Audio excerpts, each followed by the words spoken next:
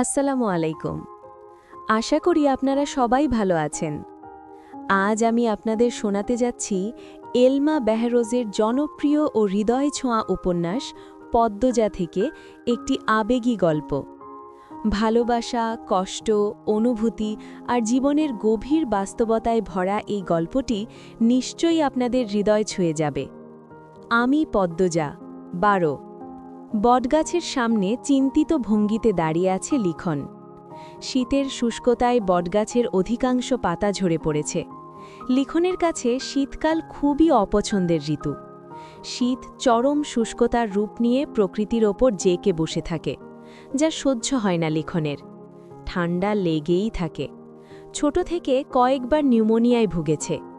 সে মনে প্রাণে বিশ্বাস করে রুক্ষতা, তিক্ততা ও বিষাদের প্রতিমূর্তি শীতকাল।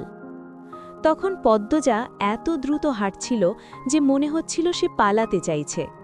লিখন আর এগোয়নি। পালাতে দিল পদ্মজাকে। মগা বলেছে পদ্মজার লোকসমাজের ভয় খুব, তাই লিখন এই নির্জন মাঠের পাশে বটগাছের নিচে দাঁড়িয়ে আছে। পদ্মজা এ পথ দিয়েই বাড়ি ফিরবে। তখন যদি একটু কথা বলা যায়। পদ্মজা জ্বরসর হয়ে হাঁটছে। আতঙ্কে ঠোঁট শুকিয়ে কাঠ, বারবার জিহবা দিয়ে ঠোঁট ভিজিয়ে নিচ্ছে। পদ্মজা মিনমিনে গলায় পূর্ণাকে ডাকল, পূর্ণা রে। পূর্ণা তাকাল। পদ্মজা এদিক ওদিক তাকিয়ে বলল, আমার ভয় হচ্ছে, উনি মাঝপথে দাঁড়িয়ে নেই তো? পূর্ণা চরম বিরক্তি নিয়ে বলল, থাকলে কি হয়েছে, খেয়ে ফেলবে? পদ্মজা আর কথা বলল না। পূর্ণার সাথে কথা বলে লাভ নেই। তখন লিখন শাহকে পাত্তা না দেওয়ার জন্য পূর্ণার খুব রাগ। পদ্মজা বরাবরই মাথা নিচু করে হাঁটে, তাই লিখন শাহকে দেখতে পেল না। পূর্ণা দূর থেকে দেখতে পেল, কিন্তু এইবার আর আগে থেকে বলল না পদ্মজাকে। সে উত্তেজিত হয়ে পড়ে। ভাবি লিখন শাহ যখন আপার সামনে এসে দাঁড়াবে, কি যে হবে। লিখন পদ্মজার দূরত্ব মাত্র কয়েক হাত। তখন পদ্মজা আবিষ্কার করল লিখনের উপস্থিতি। ওড়নার ঘোমটা চোখ অবধি টেনে নেয় দ্রুত। ভয়ে লজ্জায় সর্বাঙ্গে কাঁপন ধরে। লিখনের পাশ কাটার সময় পুরুষালী একটি কণ্ঠ ডেকে উঠল, পদ্ম। পদ্মজা দাঁড়াতে চায়নি, তবুও কেন জানি দাঁড়িয়ে গেল। লিখন দু এক পা এগিয়ে আসল। পূর্ণা ঠোঁট টিপে সেই দৃশ্য গিলছে। লিখন উসখুস করছে, কথা গুলিয়ে ফেলেছে। পদ্মজা লিখনকে পিছনে ফেলে সামনে এগিয়ে গেল। লিখন হতভম্ব হয়ে তাকিয়ে দেখল। পূর্ণা বলল, আমাকে বলুন, আমি বলে দেব। লিখন পকেট থেকে একটা চিঠি বের করল। এরপর অনুরোধ স্বরে বলল, দয়া করে তোমার বোনকে দিও, আমি কাল বিকেলে ঢাকা চলে যাব। পূর্ণা হাসি মুখে চিঠি নিল। এরপর বলল, আপা আপনার আগের চিঠিটা প্রতিদিন পড়ে। লিখনের ঠোঁট দুটি হেসে উঠল। পূর্ণা দৌড়ে ছুটে গেল পদ্মজার দিকে। লিখন আর পিছু নিল না। পূর্ণা আসতেই পদ্মজা ধমকে উঠল, কি কথা বলছিলি এত? কেউ দেখলে কি হতো? তুই আম্মার কথা কেন ভাবছিস না? পদ্মজার কাঁদু কাঁদু স্বরে পূর্ণা চুপসে গেল। সত্যিই কি সে বেশি করে ফেলল? পূর্ণা চোখ নামিয়ে চুপচাপ হেঁটে বাড়ি চলে আসে। চিঠির কথা পদ্মজাকে বলা হয়নি। গধূলি বিকেল। হেমলতা পদ্মজাকে ফরমাইশ দেন, পদ্ম, কয়েকটা টমেটো নিয়ে আয়। আচ্ছা আম্মা। পদ্মজা লাহারি ঘরের ডান দিকে হেঁটে আসে। 2 মাস আগে মোর্শেদ এদিকের সব ঝোপঝঙ্গল সাফ করে টমেটোর ছোটখাটো ক্ষেত করেছেন। লাল টকটকে টমেটো। হেমলতা রান্নার ফাঁকে বারান্দার দিকে উকি দিলেন। মোর্শেদ আর প্রান্ত কিছু নিয়ে বৈঠক করছে। হেমলতা ফোঁস করে নিঃশ্বাস ছাড়েন। বাসন্তী নামক মানুষটা কী জন্যে ত্যাগের শিকার হল জানতে ইচ্ছে করলেও হেমলতা প্রশ্ন করেন না। তবু এতটুকু বুঝেছেন মোর্শেদের বাইরের ঘোর কেটে গেছে, যার ফলশ্রুতিতে সংসারে তার মন পড়েছে। হেমলতাকে খুব সমীহ করে চলেন। তবে হেমলতা জানেন মোর্শেদ পদ্মজাকে নিজের মেয়ে হিসেবে এখনও বিশ্বাস করেননি। তা নিয়ে মাঝে মাঝে খোঁচা দিতেও ভুলেন না। পদ্মজা সাবধানে ক্ষেতের মধ্যিখানে আসল। টমেটো ছিঁড়তে গিয়ে তার লিখনের কথা মনে পড়ল। মনে মনে ভাবে, কেন এসেছেন তিনি? কি বলতে চেয়েছিলেন? জানার জন্য পদ্মজার মনটা ব্যাকুল হয়ে উঠল। আপা, একটা কথা বলি? পদ্মজা চমকে তাকাল। হঠাৎ পূর্ণার আগমনে ভয় পেয়েছে। বুকে ফু দিয়ে বলল, বল, রাগ করবে না তো? পদ্মজা চোখ ছোট ছোট করে তাকালো, বলল, করব না। পূর্ণা লিখন দেওয়া চিঠি দেখিয়ে বলল, লিখন ভাইয়ার চিঠি। পদ্মজা ছো মারে চিঠি নিল। পূর্ণা অবাক হল, মনে মনে খুশি হল পদ্মজার আকুলতা দেখে। পদ্মজা দ্রুত চিঠির ভাঁজ খুলল। পূর্ণা বাড়ির দিকে তাকিয়ে দেখছে কেউ আসছে নাকি। পদ্মজা পড়া শুরু করল। প্রিয় পদ্ম ফুল, 4 মাস কেটে গেল।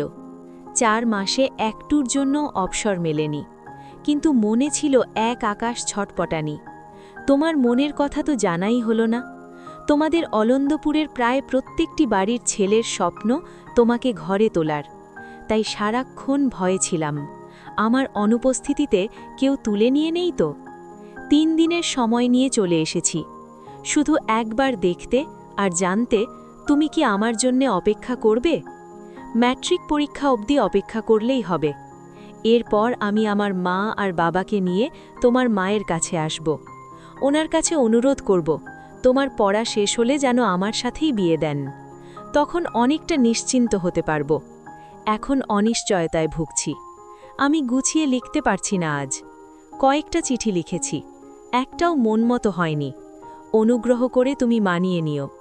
ইতি, লিখন শাহ। বাড়ির সবাই ঘুমে। পদ্মজা চুপি চুপি উঠে বসল পড়ার টেবিলে।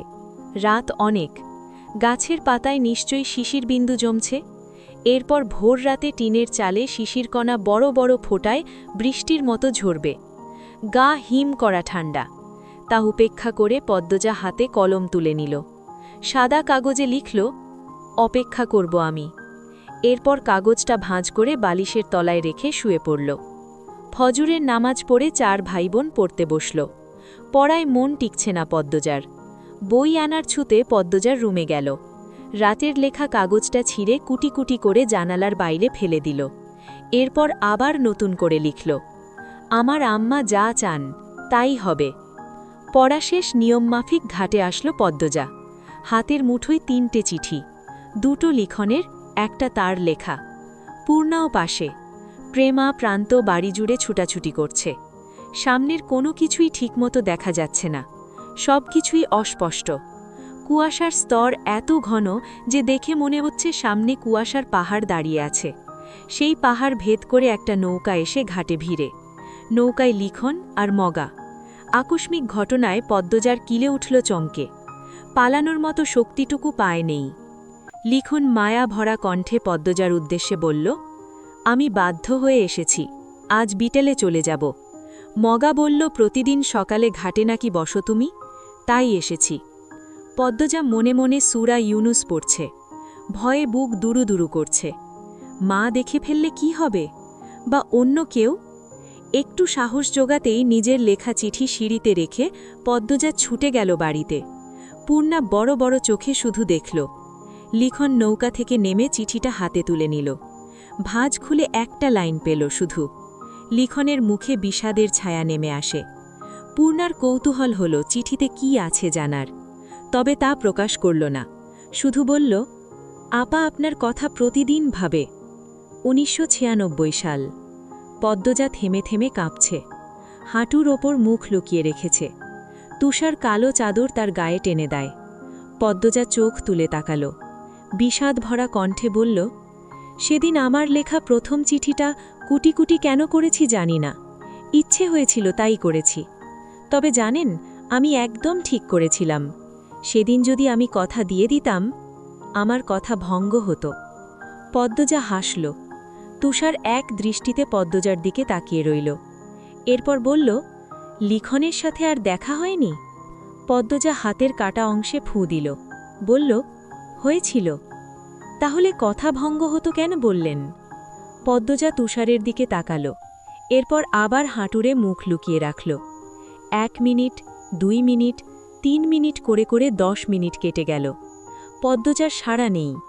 তুষার ডাকল, পদ্মজা, শুনতে পাচ্ছেন? পদ্মজা উত্তর দিল, পাচ্ছি। তুষার প্রশ্ন করল, আপনার কি কষ্ট হচ্ছে? পদ্মজা উত্তর দিল, হচ্ছে। মুখ তুলে তাকান। পদ্মজা ছলছল চোখে তাকাল। তুষার উদ্বিগ্ন হয়ে বলল, কি সমস্যা হচ্ছে? তুষারের প্রশ্ন অগ্রাহ্য করে পদ্মজা ভেজা গলায় বলল, আমার আম্মা আমার সাথে বিশ্বাসঘাতকতা কেন করল?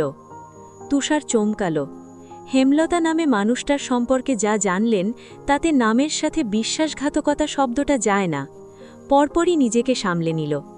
এমন কেস শত শত আছে, ভালো মানুষের খারাপ রূপ। তুষার সাবধানে প্রশ্ন করল, কি করেছেন তিনি? পদ্মজা উত্তর দিল না, ফ্লোরে শুয়ে পড়ল, চোখ বুজল। তুষার গোপনে দীর্ঘশ্বাস ছাড়ল।